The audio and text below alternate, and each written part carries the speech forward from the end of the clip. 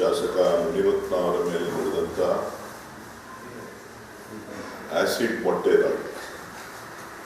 Acid ಮೊಟ್ಟೆ ದಾಳಿ ತಾನೆ?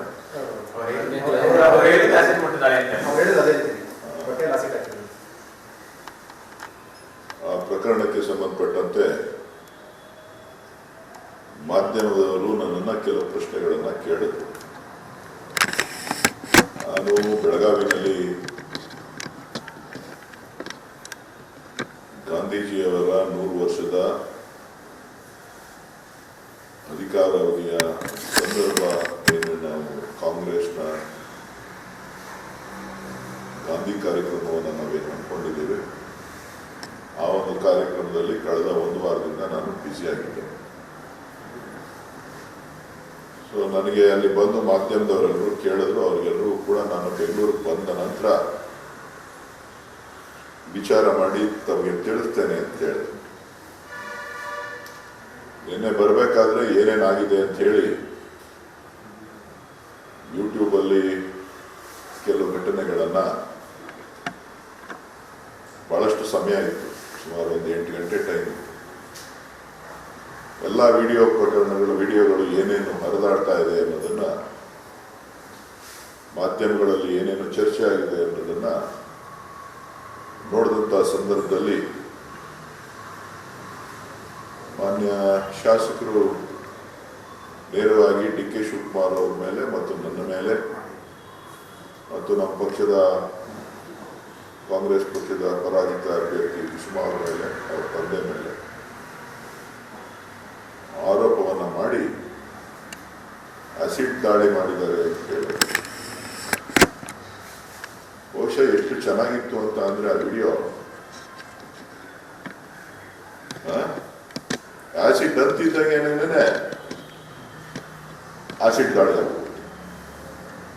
ಆಸಿಡ್ ಅಂತ ನನ್ನಕ್ಕಿಂತ 3 ನಿಮಿಷ 3 ಸೆಕೆಂಡ್ ಮುಂಚಿತವಾಗಿ ಆಸಿಡ್ ಅಂದಿದ ತಕ್ಷಣನೇ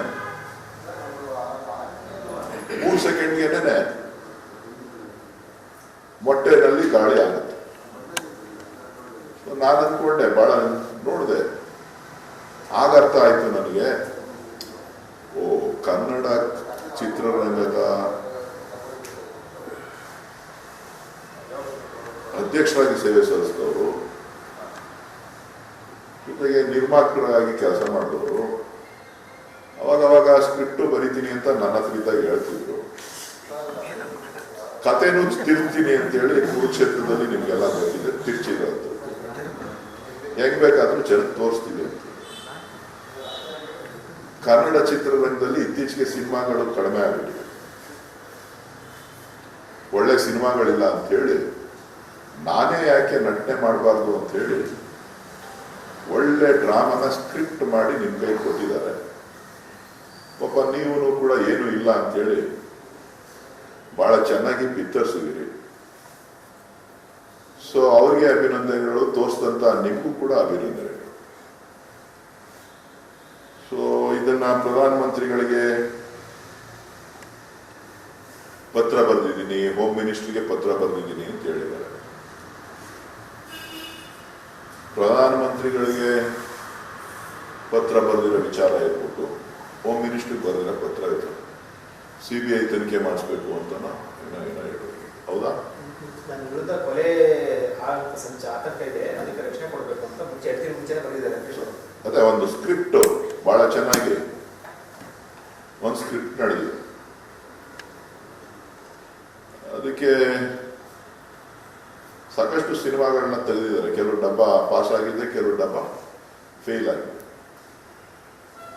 ಸೊ ಈಗ ನಿಮ್ಗೆ ಒಳ್ಳೆ ಸ್ಕ್ರಿಪ್ಟ್ ರೆಡಿ ಮಾಡ್ತಾ ಇದ್ದಾರೆ, ನಿಮ್ನೆಲ್ಲ ಇಟ್ಕೊಂಡು ಹೆಂಗೆ ನಡೀತದೆ ಮಾರ್ಕೆಟ್, ಆಮೇಲೆ ಚಿತ್ರ ತೆಗೆಯೋಣ. ನಾನು ಹೇಳೋದು ಇಷ್ಟೇ, CBI ತನಿಖೆ ಕೊಡಿ.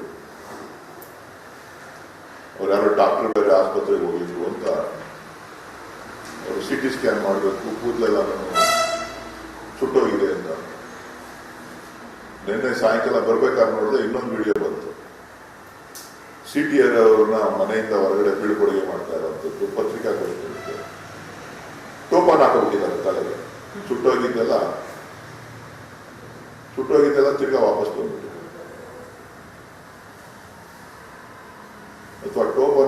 ಇದನ್ನ ಬಿಗ್ ಹಾಕೊಂಡಿದಾರ ಅಥವಾ ಒರಿಜಿನಲ್ ಅಂತ ನೀವು ಸ್ವಲ್ಪ ಹೋಗಿ ತಲೆ ಜುಟ್ಟನ್ನ ಚೆಕ್ ಮಾಡಿ. ಯಾಕಂದ್ರೆ ಡಾಕ್ಟರ್ ಹೇಳಿದ ಮಾತು ನಂಬಲೇಬೇಕಲ್ಲ ನೀವು, ಒಳ್ಳೆ ಡಾಕ್ಟ್ರು, ಫೇಮಸ್ ಡಾಕ್ಟರ್. ಸೊ ನಟನೆಯ ಘಟನಾವಳಿಗಳು ಯಾವ ರೀತಿ ಇದೆ ಅನ್ನೋದನ್ನ ನಾನು ನಿಮಗೆ ತಿಳಿಸ್ತಾ ಇದ್ದೀನಿ. ಕೊಡ್ಲಿ, ಏನ್ ಬೇಕಾದ್ರೂ ಕೊಡ್ಲಿ. ಹೋಮ್ ಮಿನಿಸ್ಟ್ರಿಗೆ ಪತ್ರ ಬರೀಲಿ, SPG ಕ್ಯಾಟಗರಿ ಸೆಕ್ಯೂರಿಟಿ ತಗೋಬಿಡ್ಲಿ. ಯಾಕೆ ಗೊತ್ತಾ?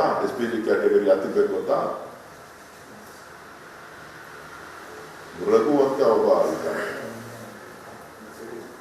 ಡ್ರೈವರ್, ನಿಮ್ಗೆಲ್ಲ ಗೊತ್ತು. ಅದು ತನಿಖೆ ಆಗ್ಬೇಕಲ್ಲಪ್ಪ.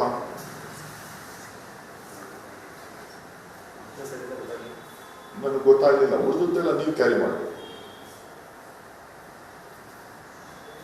ಇನ್ನೊಬ್ಬ ಮಲ್ಲತ್ತಳ್ಳಿನಲ್ಲಿ ಒಬ್ಬ ಹುಡುಗ ಇದ್ದಾನೆ, ರಂಜಿತ್ ಅಂತ. ಅವನ ಕೈ ಕಾಲೆಲ್ಲ ಮುರಿದ್ಬಿಟ್ಟಿದ್ದಾರೆ. ನಾನು ಇಷ್ಟು ದಿನ ಮಾತಾಡಬಾರ್ದು ಅಂತ ಸುಮ್ಮನೆ ಇದ್ದೆ, ಖಾಸಗಿ ವಿಚಾರಗಳನ್ನು ಮಾತಾಡಬಾರ್ದು. ಬಹಳ ಬೊಬ್ಬೆ ಇಟ್ಕೊಂಡು ಸೋಲ್ಸ್ಬಿಟ್ರು ಅಂದ್ಬಿಟ್ಟು ಯಾರ MLA ಮಾಡುತ್ತೆ, ನಾನು ಸೋಲ್ಸ್ಬಿಟ್ಟೆ ಅಂತ. ರಂಜಿತ್ ಅನ್ನೋರ್ನ ಯಾತಕ್ಕೆ ಹೊಡೆದ್ರು, ಯಾತಕ್ಕೆ ಅವ್ರ ಕೈಕಾಲು ಮುರಿದ್ರು ಅನ್ನೋದನ್ನ ಅದನ್ನು CBI ತನಿಖೆಗೆ ಅವರೇ ಮಾತು ಕೊಟ್ಬಿಡ್ಲಿ. CT ರವಿಯವರು ಅವರು ಇಬ್ಬರು ಸೇರಿ ಅವರೆಲ್ಲ ಹೈಕಮಾಂಡ್ಗೆಲ್ಲ ವರದಿ ಕೊಟ್ಟಿದ್ದಾರಂತೆ. ಆ ವರದಿನಲ್ಲಿ ಇದನ್ನು ಸೇರಿಸ್ತೀವಿ. ಆಮೇಲೆ ಯಾರೋ ಬಾಲಾಜಿ ಅಂತ ವೋಟರ್ ID ಕೇಸಲ್ಲಿ ತಿರುಪ್ತಿ ಲಡ್ಡು ತಗೊಂಡೋಗ್ಬಿಟ್ರಂತೆ.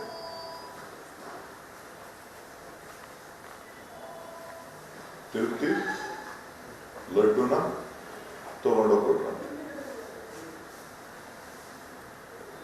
ಅದನ್ನು ಕೂಡ CBI ತನಿಖೆನ ಅಳವಡಿಸಿ ಅದನ್ನ ವೋಟರ್ ID ಕೇಸನ್ನ, ತಿರುಪ್ತಿ ಲಡ್ಡುನ ಎರಡನ್ನೂ ಕೂಡ CBI ತನಿಖೆಗೆ ಅಳವಡಿಸಿ.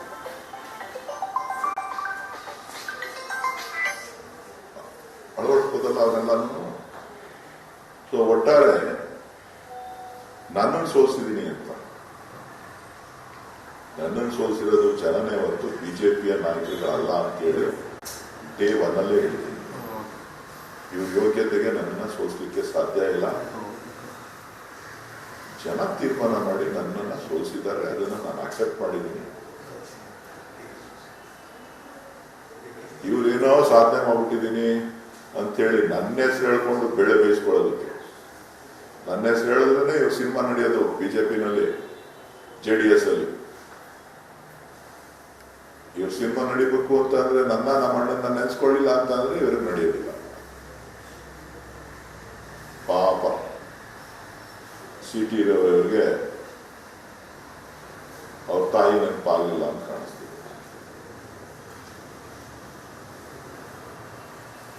ಒಕ್ಕಲಿಗರ ಹೆಣ್ಣು ಮಕ್ಕಳನ್ನ ಯಾವ ರೀತಿ ಅಸಭ್ಯವಾಗಿ ವರ್ತನೆ ಮಾಡಿದ್ದಾರೆ ಅನ್ನೋದನ್ನ ತಾವು ಒಪ್ಕೊಳ್ಳೋದಂದ್ರೆ ಮತ್ತೊಮ್ಮೆ ಆಡಿಯೋ ಪ್ಲೇ ಮಾಡಿ ತೋರಿಸ್ತೀವಿ. ಅದನ್ನ ಈಗಾಗಲೇ